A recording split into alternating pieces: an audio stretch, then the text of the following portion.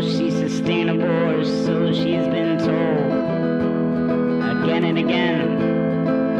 As she writes with dew on windows about the time she had the pull just to defend her right to be a woman, know that home is easier to mold than it is to mend.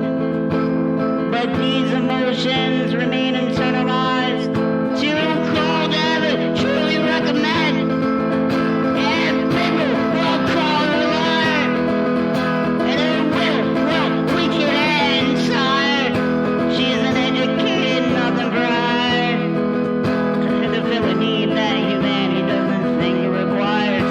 And all she has is love, drugs, and hugs to feed her head.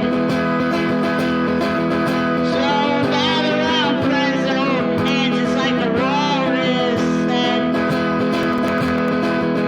For that pop song reality fuck of enough did it. You never do.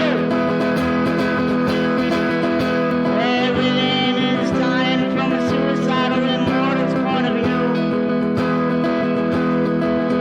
'Cause lost, they are a generation.